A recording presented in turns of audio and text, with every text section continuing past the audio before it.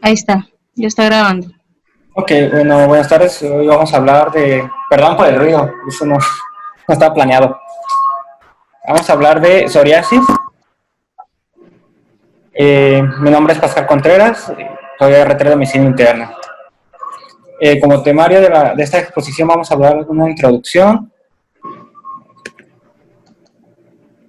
Vamos a tener una introducción, una pequeña mención de la epidemiología, una explicación de la fisiopatología, donde vamos a comentar, además de la fisiopatología propia, los factores de riesgo, la genética, la microbioma. Vamos a hablar del corte de histopatología, la clínica, con los tipos de psoriasis que existen, el diagnóstico, los diagnósticos diferenciales, el tratamiento, los cuales se van a tener el tratamiento tópico y sistémico y la fototerapia, y cómo se calcula el PASI, el cual es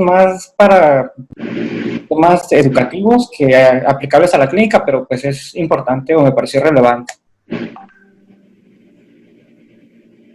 Bueno, en cuanto a la introducción, vamos a tener que la psoriasis es una enfermedad cutánea inflamatoria crónica frecuente que se puede presentar con hiperkeratosis y con diferentes manifestaciones clínicas.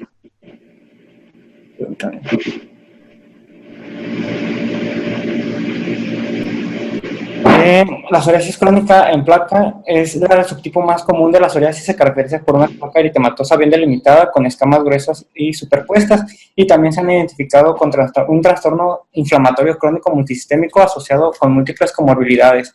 Esto en los últimos 15 años se ha demostrado o ha tenido más importancia debido al uso de terapias biológicas con anticuerpos monoclonales dirigidos a interleucina 13, interleucina 23, interleucina 32 y sus citocinas las cuales desencadenan. Y esto es visto mucho más importante en los últimos 5 años. Incluso en la parte de tratamiento vamos a hablar de las actualizaciones, que las cuales son del 2019 y a inicios de este año 2020. La epidemiología, la verdad es que se desconoce la epidemiología real, pero se calcula que un 1 a 2% de la población mundial sufre de psoriasis en sus diversos grados. Una revisión sistémica demostró que había una incidencia que variaba de entre el 0.5 y el 11.4% en adultos, con una prevalencia que tiende a aumentar conforme se aleja del Ecuador. Se puede presentar a cualquier edad, incluso hay artículos y guías para psoriasis en pediátricos, y hay 2 picos de incidencias en pacientes adultos. Permítame un tantito.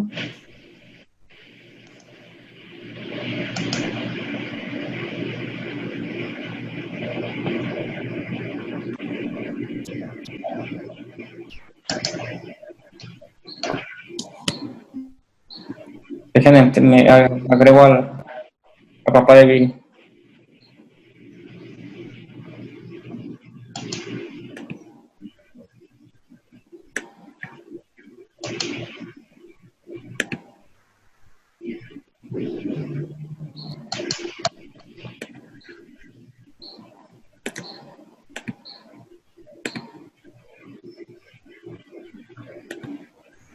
Ya. Los 2 picos en las edades adultas son de 30 a 39 años, de 50 a 69 años, y todos los pacientes que tienen psoriasis, hasta un 40% de estos van a presentar una artritis psoriásica en algún. Así, de igual manera, se cree que alrededor del 15% de los pacientes con psoriasis tienen artritis psoriásica no diagnosticada y que la van a presentar en algún momento. Buenas tardes. Buenas tardes. La fisiopatología, la psoriasis es actualmente considerada una enfermedad inmediata en la cual los linfocitos T, las células dendríticas y las citocinas desempeñan un papel central. Esto lo voy a explicar mejor con el esquema de la siguiente diapositiva. Vamos a tener una lesión, ya sea trauma, estrés o patología, la cual va a generar que el queratinocito libere principalmente la LL37 y la LL37 unida a DNA. Esta va a generar una activación de la célula dendrítica plasmática a través de principalmente el Tool Receptor Like número 7 y el Tool Receptor Like número 9.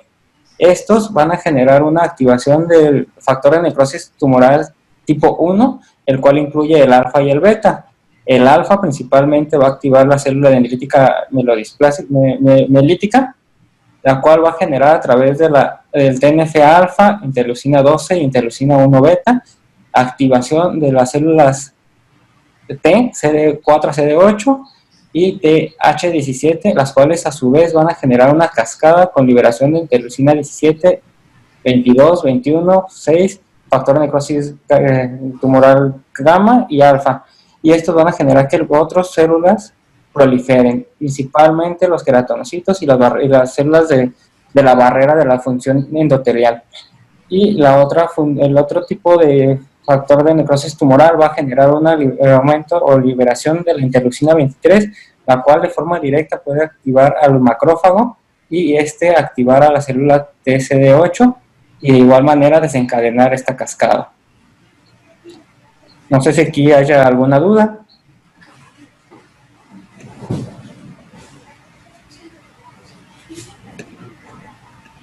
Bueno. Entre los factores de riesgo vamos a tener la genética, principalmente un factor, la obesidad como una enfermedad proinflamatoria, la cual va a generar aumento de citoquinas y esto va a propiciar la misma enfermedad. El consumo de alcohol es un factor de riesgo por el cual hay asociaciones en múltiples estudios acerca de este. El tabaquismo intenso también presenta aumento en la incidencia de los pacientes con psoriasis. Medicamentos, hay muchos medicamentos que pueden desencadenar una lesión por psoriasis, pero vamos a mencionar principalmente 3. Y la microbioma. En cuanto a la genética, el gen PSORS1 se presenta hasta en el 90% de los pacientes que tienen psoriasis. En estudios familiares se ha demostrado que la presencia de este gen aumenta en familiares de primera línea de 2 a 3 veces la aparición de psoriasis, y en gemelos monocigóticos aumenta 8 veces la posibilidad de tener psoriasis cuando se expresa este gen.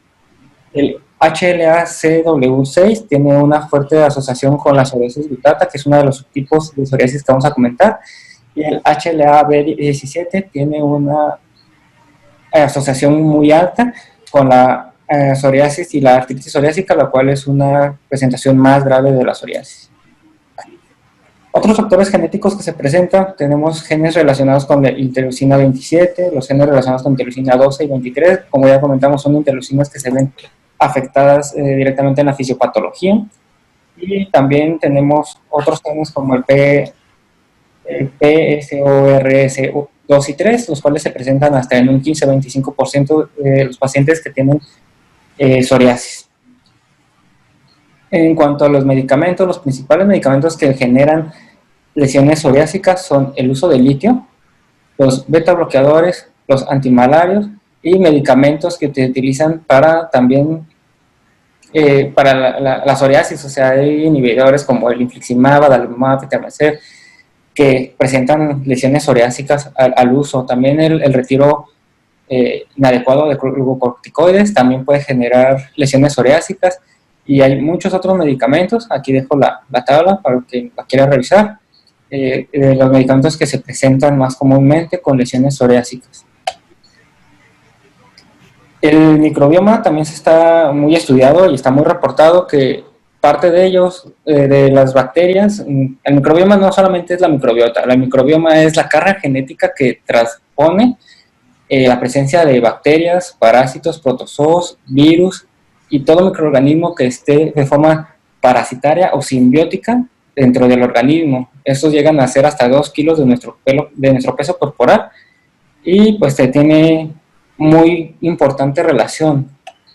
Entre las bacterias más comúnmente reportadas en las lesiones con psoriasis es el Corynebacterium, que sería esta lesión, esta microscopía, el Propionibacterium, que es esta de arriba, los Staphylococcus. Hay artículos donde dicen que está aumentado y hay artículos donde dicen que está disminuido, por lo mismo no puse ninguna imagen. Y los Streptococcus, incluso con faringoamigdalitis, se ha demostrado que aumentan la incidencia de lesiones psoriásicas. Incluso en pacientes que tienen muchas recaídas de lesiones por psoriasis, se recomienda la mirelectomía, ya que disminuye la incidencia. También hay hongos que se presentan más en este tipo de lesiones, como es los Malassiae y la Cándida, y virus como es el papiloma humano. Estos son los artículos principales con su año de publicación, el estudio que se realizó, cómo se tomó la muestra, cómo se tipificó, y la biomicrobioma que se presentó aumentada en cada uno de ellos. También, si lo quieren revisar, está muy interesante. En cuanto a la histopatología, la placa de la psoriasis va a presentar acantosis, que sería la hiperplasia epidérmica, que se supone a infiltrados inflamatorios compuestos por todas las células que habíamos comentado, ¿no? Que son dendríticas, macrófagos, células T y neutrófilos. Y esta sería una imagen de una lesión psoriásica en placa crónica, y esta es una lesión de psoriasis pustulosa, donde la diferencia es que hay tanto infiltrado de neutrófilos que puede generar la pústula.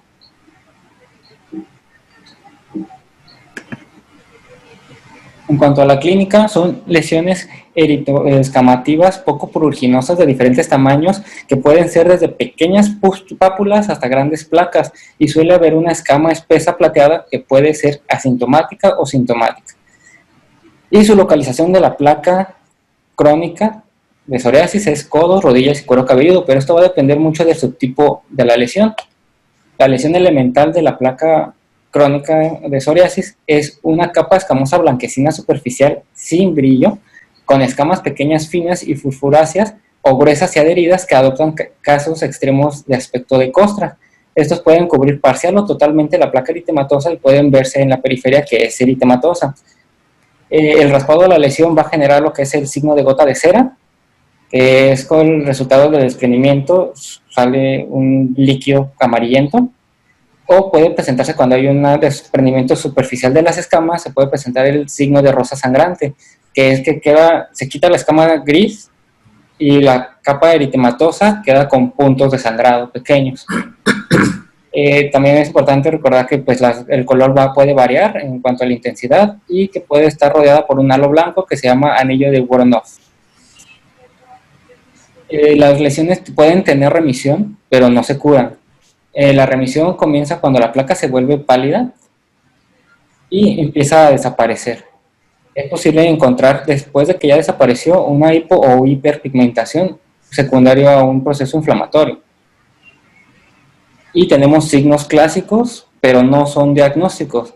El fenómeno de Koeffner, hay literatura que lo maneja como fenómeno isolateral de Koeffner, y va a tener tres resultados: un Koeffner positivo, un pseudo Koeffner y un Koeffner negativo. El positivo es cuando se hace un traumatismo pequeño en zonas donde normalmente hay psoriasis, y se valora a los días si se presenta o no una lesión psoriásica.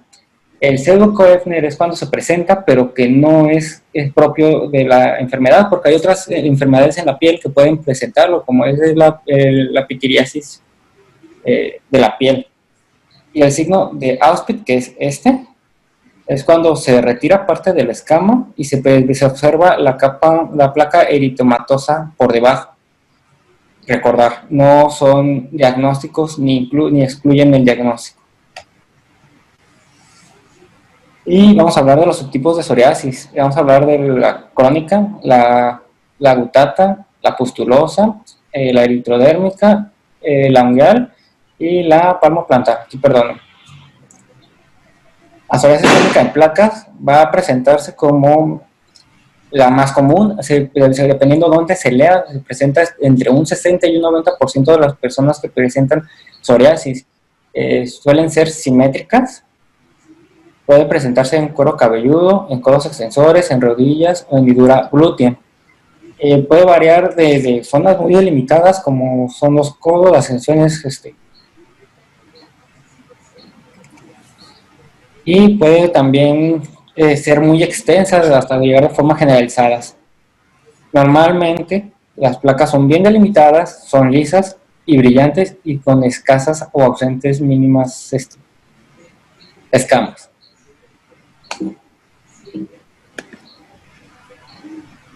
Existe algo que se llama psoriasis inversa, que es donde hay en zonas intertriginosas. Las zonas de la psoriasis van a tener las mismas características de la lesión, pero van a presentarse en regiones inguinales, perianal, genital, interglútea, axilar e inframamaria, como son estas imágenes.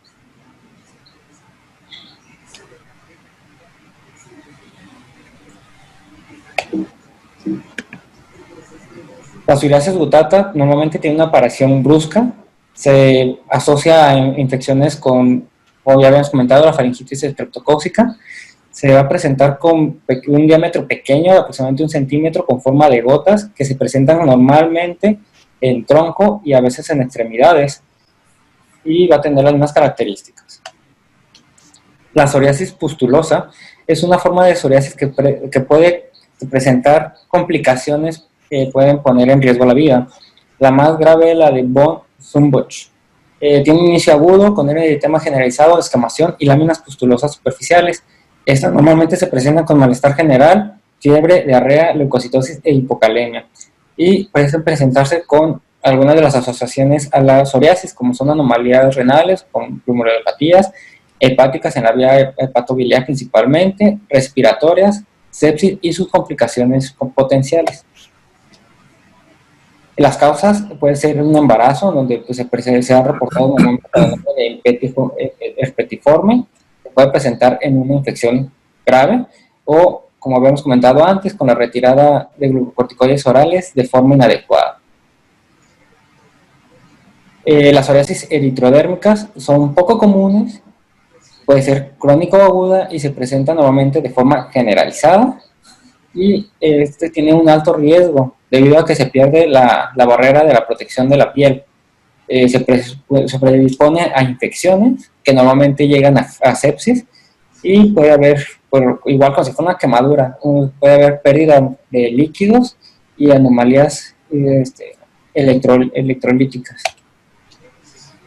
En otros tipos especiales de psoriasis vamos a tener las psoriasis unguiales, en donde se observan con frecuencia en asociación con la lesión en la piel. Y es común, es común la asociación con artritis psoriásica. La lesión puede haber como esta, que es en dedo de ojal, que pues, se ve en el puntilleo, igual que aquí. En dedal. En dedal, gracias.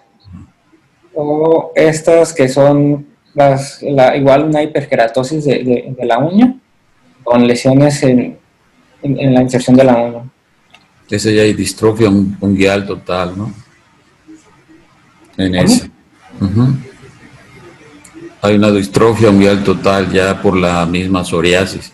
Aquí solamente en la otra imagen se ven nada más los pits unguiales, que se llegan a ver frecuentemente en pacientes con psoriasis avanzada.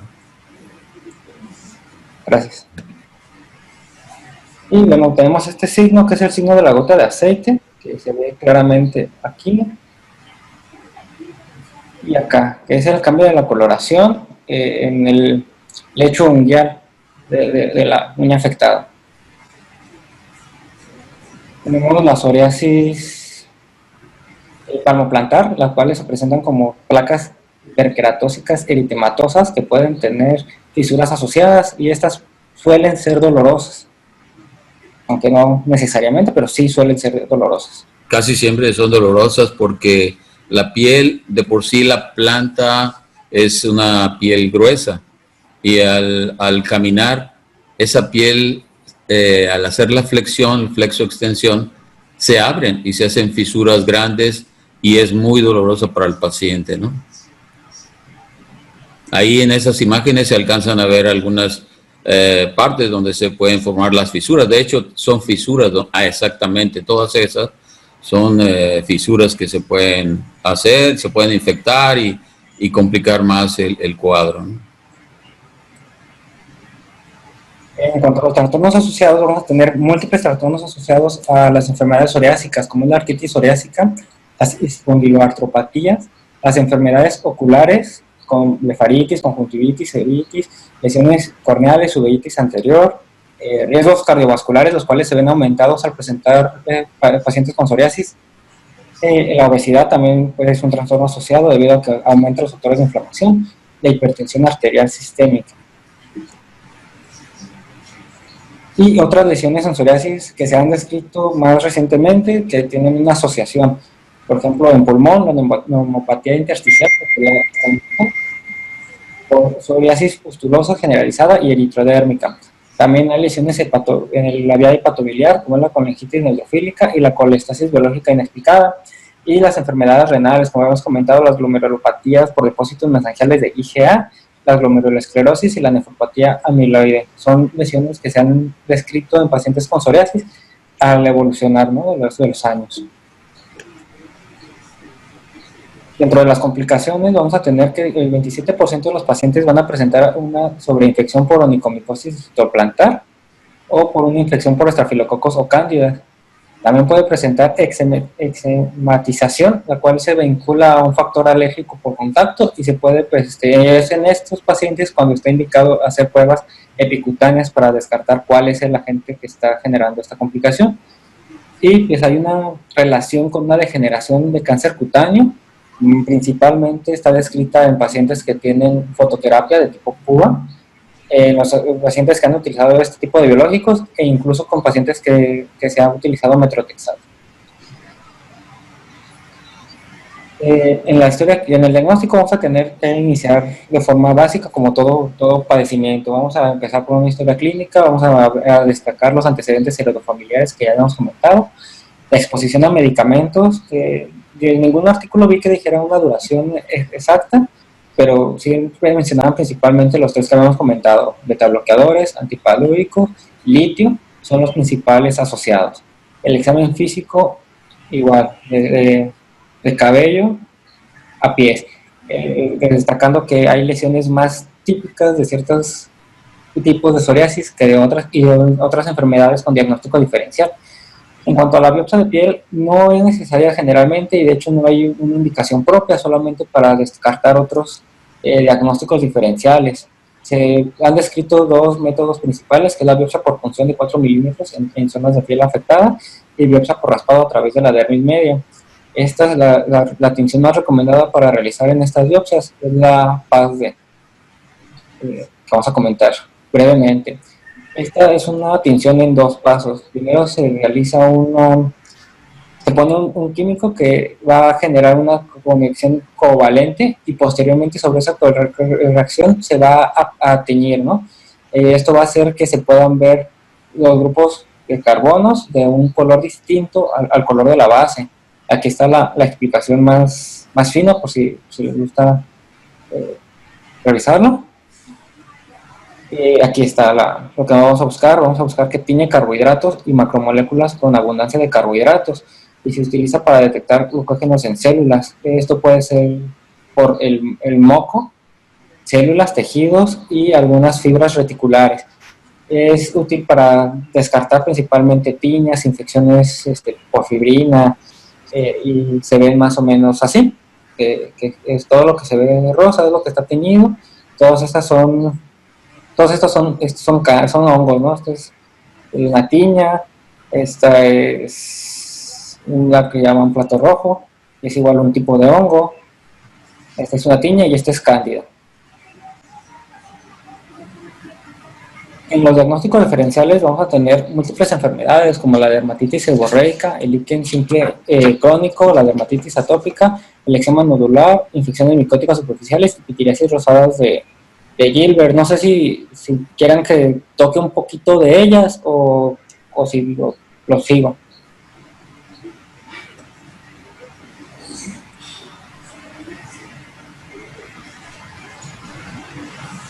Bueno, por ejemplo, la dermatitis seborreica vamos a tener una escama grasa con localizaciones no intertriginosas y suele ser común que las encontremos en cejas, en pliegues nasolabiales, en tórax y en área posauricular. En el líquen vamos a tener que pues, es normalmente secundario a un rascado excesivo y puede haber escamas e hiperpigmentación. La dermatitis atópica suele involucrar zonas de flexión de la piel, es más común en los niños. El eczema nodular suele tener placas redondas de 1 a 10 centímetros de diámetro que son bien delimitadas y pues suelen presentarse en tronco y extremidades. Y las lesiones micóticas, pues aquí es donde se pueden confundir más y se recomienda aquí pues realizar tinciones, por ejemplo La Paz o la de hidróxido de potasio, que nos pueden ayudar a confirmar el diagnóstico. En cuanto a la elección del tratamiento, vamos a tener a los pacientes, se clasifican con frecuencia en dos grupos, a los pacientes que tienen psoriasis leve y a los que tienen moderada a grave. Esto se va a utilizar según el PASI, el cual viene en la siguiente diapositiva, que se ha utilizado mucho en ensayos clínicos, y vamos a tener una puntuación de 0 a 72, siendo 0 una enfermedad sin enfermedad y 72 puntos una enfermedad máxima. Este lo vamos a dividir el cuerpo en 4 secciones: miembros inferiores, tronco, miembros superiores.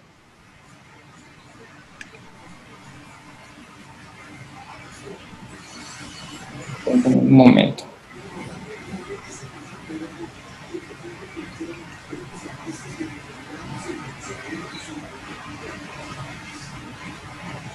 Un tantito, esto quiero agregar a un compañero.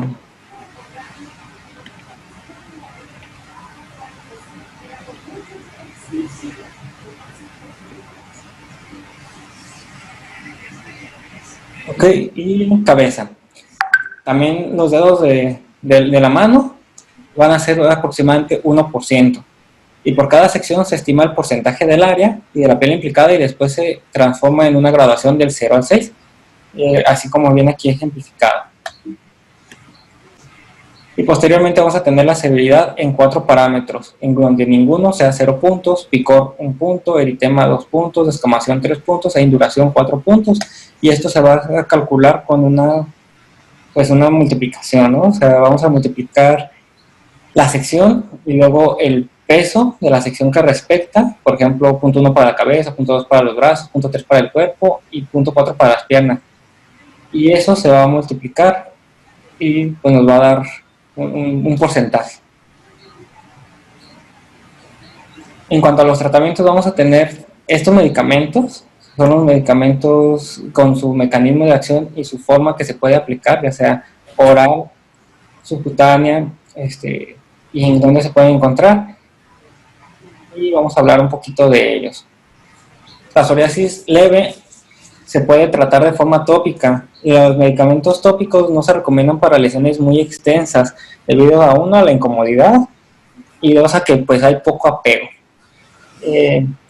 También se recomienda que se puedan utilizar en combinación con glucocorticoides o análogos de la vitamina D y fototerapia. Y la psoriasis de moderada a menudo requiere tratamiento sistémico. De hecho, se recomienda por la actualización del 2019 empezar con tratamiento sistémico en todos los pacientes que tengan un padecimiento grave. Y aquí vamos a tener múltiples tipos de tratamientos tópicos. Vamos a tener terapias emolientes, corticosteroides, análogos de la vitamina D, el alquitrán, el tazaroteno, los inhibidores de la calcineurina y la antralina. No sé qué tan a fondo quieren que entren estos o sea, hay guías completas de estos medicamentos.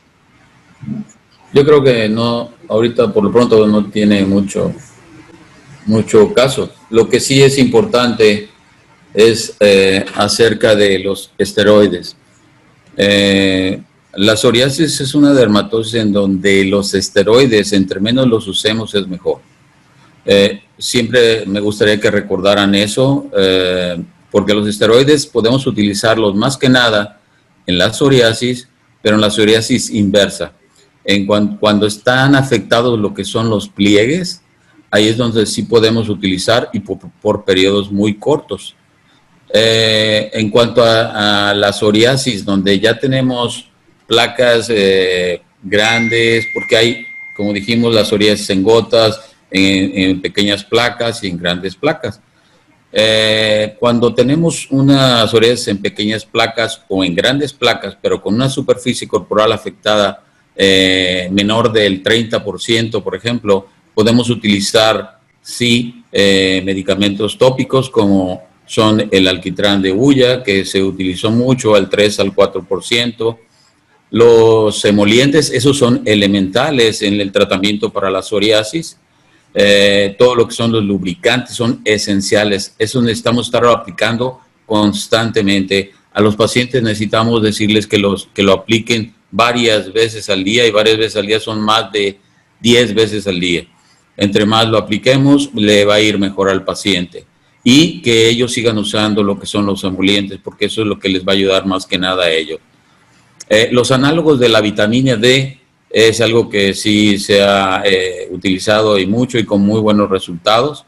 El calcipotriol, el calcitriol, el tacalcitol, todos esos son buenos medicamentos que podemos utilizar, y sobre todo en aquellos que tienen menos del 40% de la superficie corporal afectada.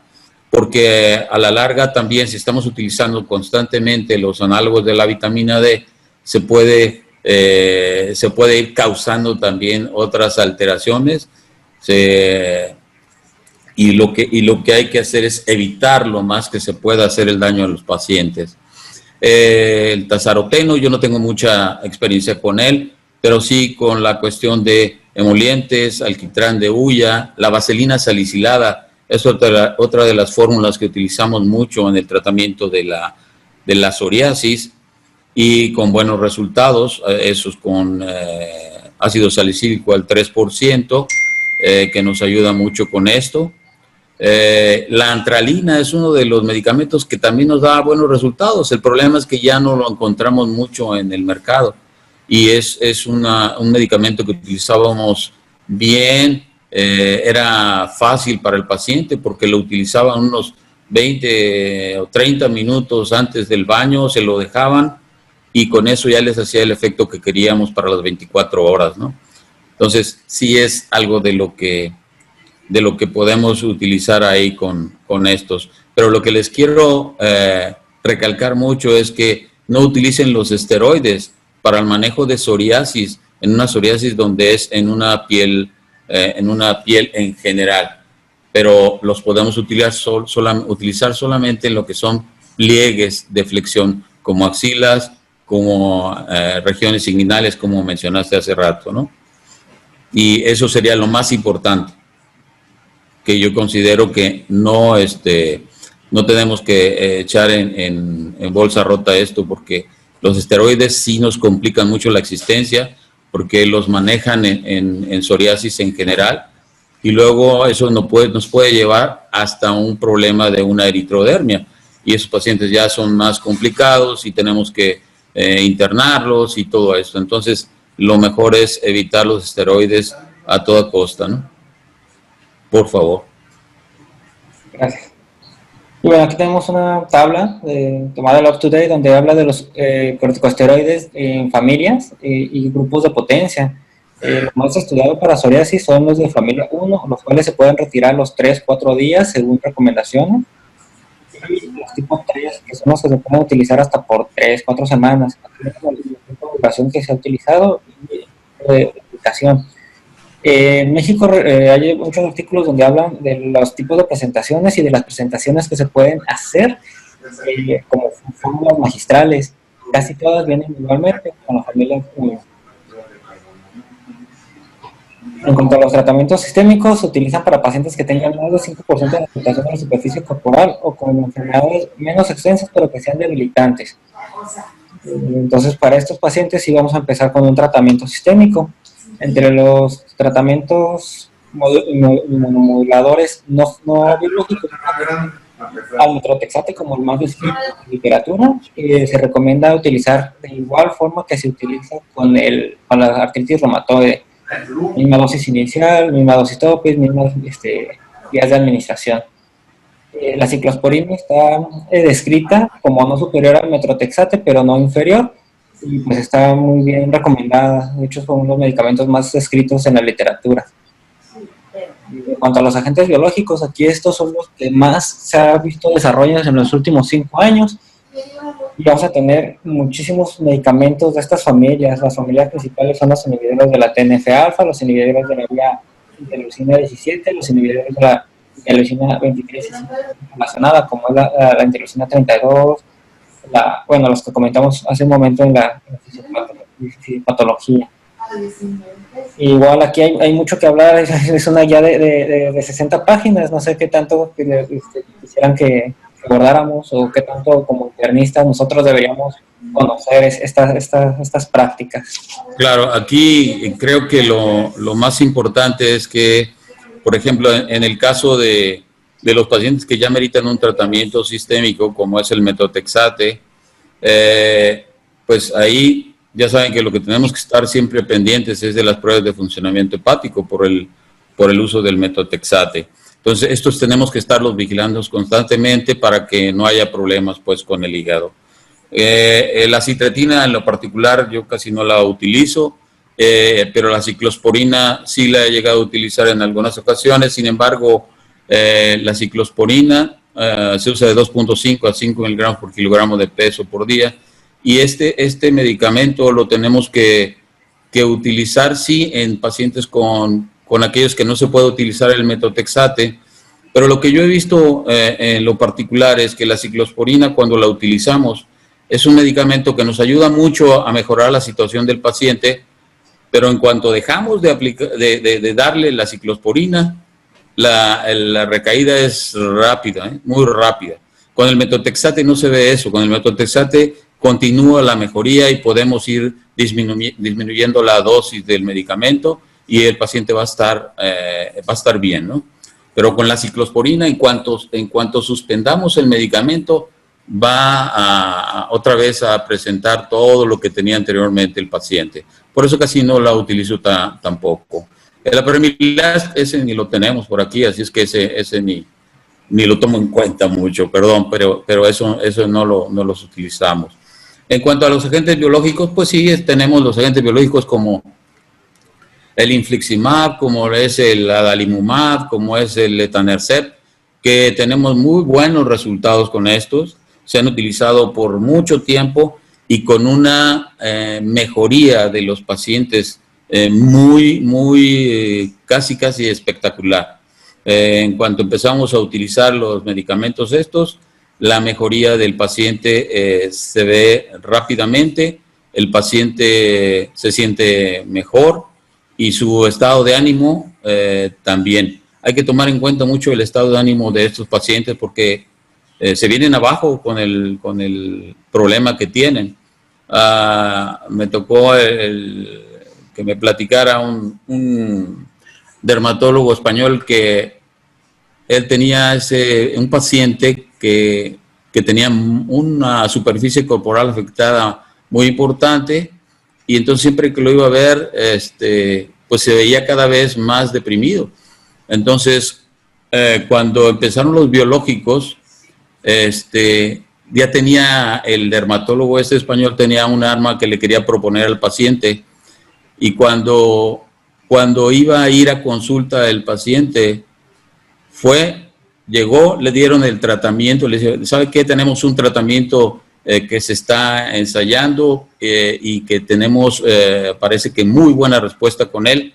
Y entonces empezaron a darle el biológico y el paciente, la verdad es que mejoró tan espectacularmente que el paciente le platicó lo que iba a hacer antes de ir a la consulta y le dijo que el señor ese era trailero ahí en España y dijo que estaba pensando en aventarse con el tráiler en una de estas antes de ir a consulta, ¿no? Más que como que se detuvo un poquito, fue a consulta, le dieron el biológico y el señor anda todavía vivito y muy a gusto, ¿no? Pero es algo de lo que pasa pues con estos medicamentos, una respuesta espectacular en muchos de ellos, ¿no? Y bueno, más como un comentario, el metotrexate pues es un uso controversial en enfermedades con enfermedad renal crónica y la ciclosporina pues refiere que es más seguro en este tipo de pacientes y es la única recomendación que vi adicional. Con la ciclosporina lo que hay que estar al pendiente es con la función renal y con la hipertensión arterial, ¿no? Porque eso sí se puede alterar con lo que es la ciclosporina. En cuanto a la fototerapia, tenemos dos tipos de fototerapia, digamos que común, y una que es la que se utiliza no, digamos, de ambulatoria, la UVB, que es ultravioleta B de banda estrecha, y la PUVA, que es ultravioleta UV de banda ancha, o con soraleno oral o de baño más fotoquimioterapia ultravioleta de tipo A, la cual, según la literatura, esta es la que se prefiere, aunque pues también hay muchos más efectos adversos a cáncer de piel, aunque es una terapia más efectiva con menos radiación. Y pues esta es la última diapositiva, donde pues vamos a tomar los puntos esenciales de la psoriasis, que pues la psoriasis clásica en placas es la más común, y vamos a tener que va a estar casi siempre en la extensión de los miembros, la región lumbosacra, la cara de las rodillas, las regiones pretibiales y el cuero cabelludo, así como uñas. Las formas graves son eritrodérmicas, pustulosas o artrópicas, y desde el punto de vista histológico se asocia a hiperplasia epidérmica con trastornos de diferenciación de los queratinocitos y reacción dérmicas inflamatorias. La escala PASI y la escala DLQ1 son utilizadas sobre todo para ensayos clínicos, uno para la gravedad de la extensión y otro para principalmente para la función psicosomática de la enfermedad.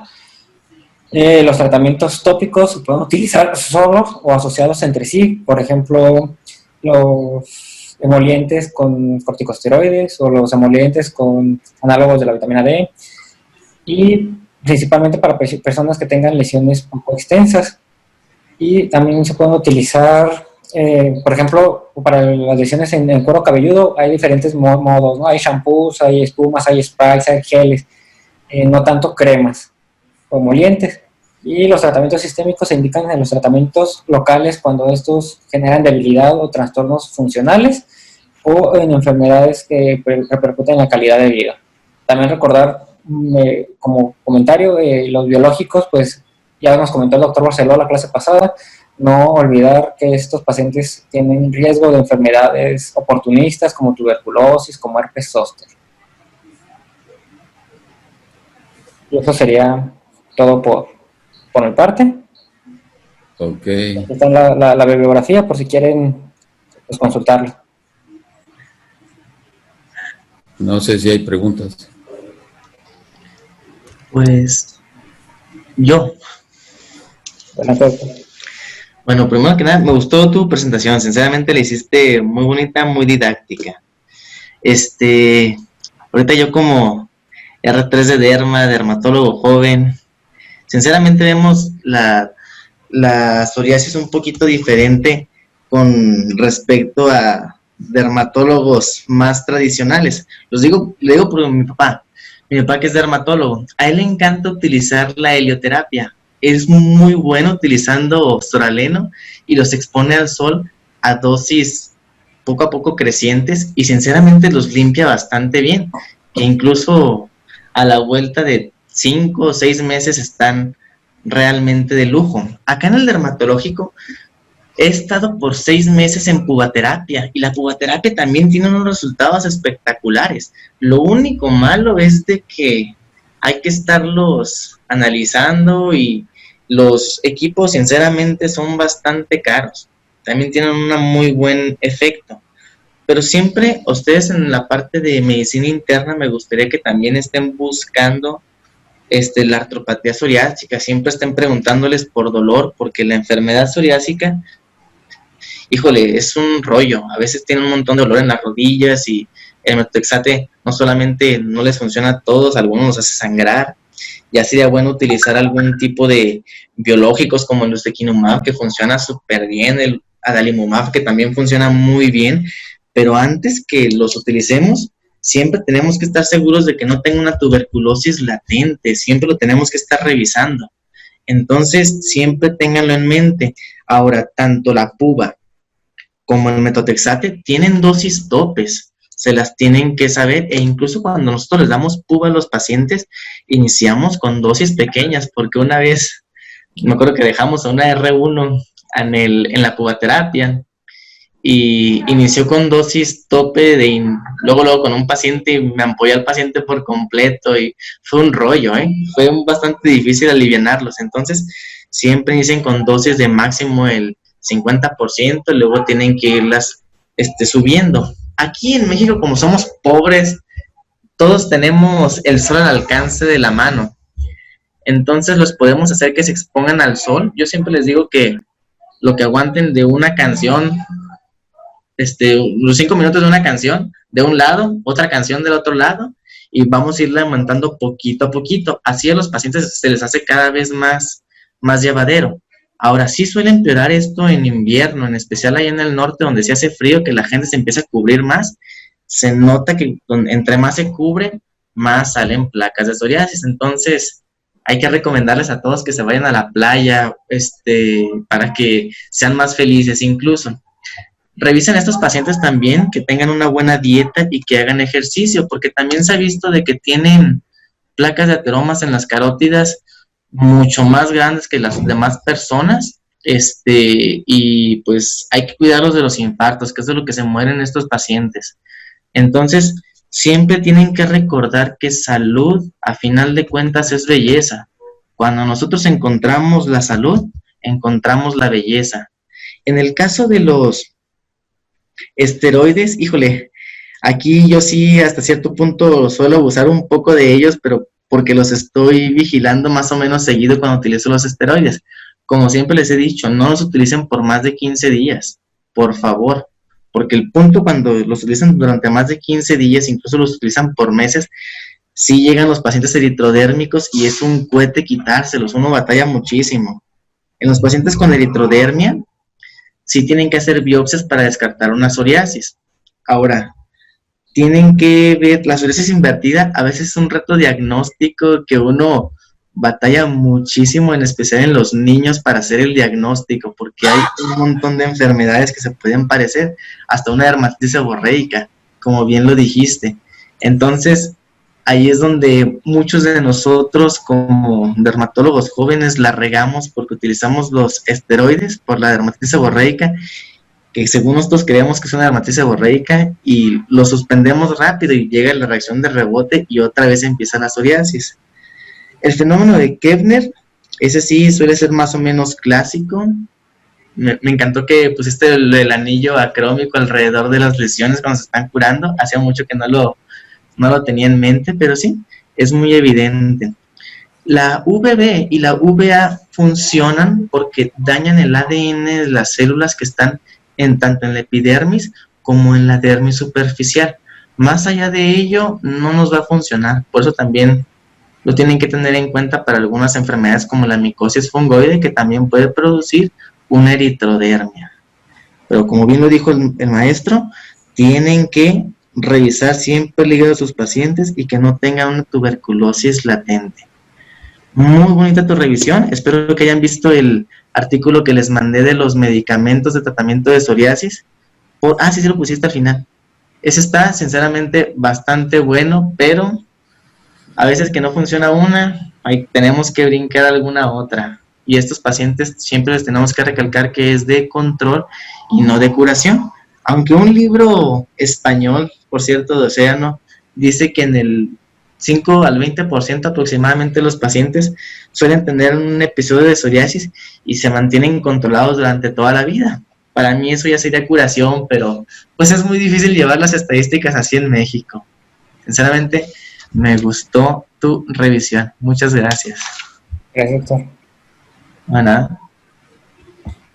Sí, en cuanto a la cuestión de, como decía el doctor Guerra, el uso del PUVA aquí, yo no creo que lo vayan ustedes a utilizar, porque eso lo utilizamos en dermatología. A mí me tocó utilizarla ahí en el Centro Médico Nacional, ahí en el siglo XXI, y teníamos la cámara, y pues sí, la utilizamos mucho tiempo, pero llegó un momento en el que tenía tantos problemas que luego ya no la dejamos de usar. Pero el maestro Amado Saúl, que en paz descanse, decía, ¿para qué utilizar una cámara de PUVA si tenemos el sol aquí en México a Dios dar, ¿no? Entonces, había que darles el tratamiento y utilizar el sol, como bien dice el doctor Guerra, y esto nos ayuda mucho con los pacientes, ¿no? Lo que es la fototerapia, pero natural, con el sol. Y sí es factible que esto lo hagamos aquí en México, porque afortunadamente tenemos mucho sol, ¿no? Y aquí en Hermosillo más todavía, ¿no? Bueno, en Obregón también. Gracias. Sí, la doctora Duarte, está Laurita, ¿alguien quiere hacer alguna otra aportación? Sí, hola Pascal, buenas tardes. Buenas tardes a todos, soy la doctora Duarte, médico internista. Pues ahora sí tuve oportunidad de entrar a las pláticas, ya me estaban comentando que teníamos audiencia de dermatólogos. Les agradezco mucho que estén presentes apoyándonos en las finezas pues de la especialidad.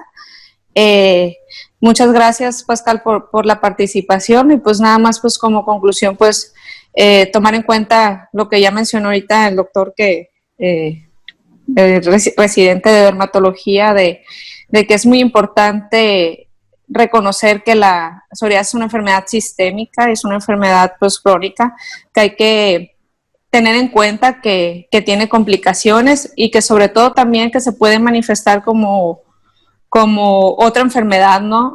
En el caso de una artritis, quizás llega un paciente con dolor articular, predominio, no sé, distal, interfalángico distal, simétrica, pues revisar uñas, revisar factores, ¿no? Sobre todo si el factor reumatoide es negativo. Revisar uñas, revisar si no tienen lesiones en piel, en placas, si tienen antecedentes de enfermedades dermatológicas. Hay otras asociaciones también con otras enfermedades sistémicas, como la enfermedad inflamatoria intestinal.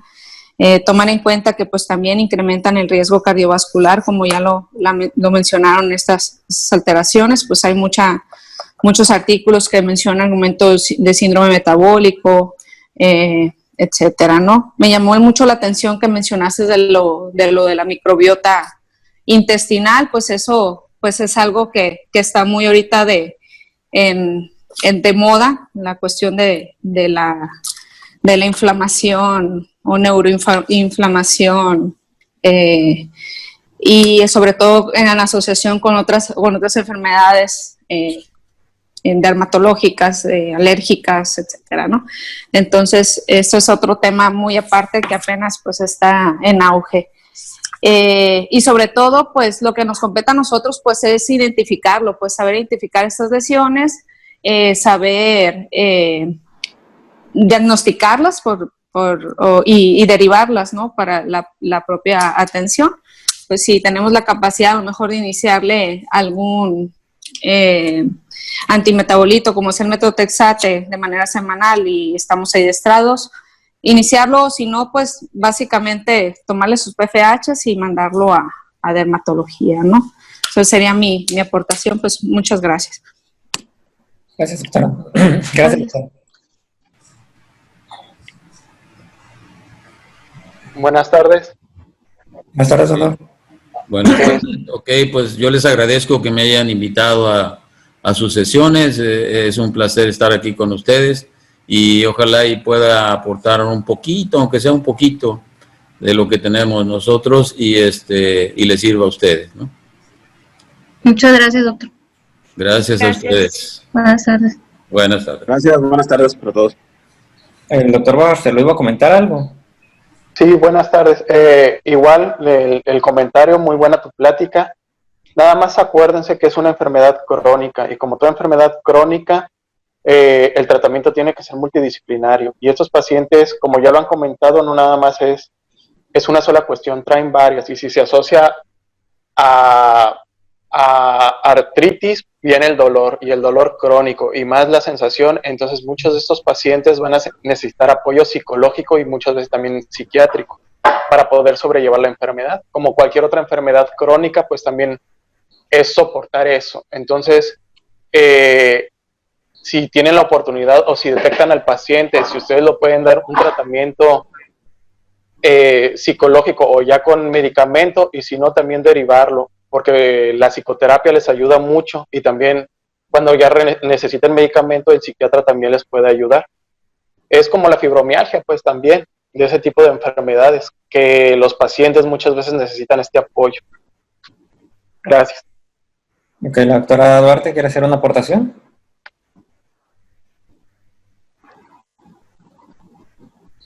¿no? Bueno, yo creo que ya sería todo. Muchas gracias por asistir y por la atención, ¿no? Gracias. Buenas tardes, gracias. Gracias. Gracias por la invitación. Buenas tardes.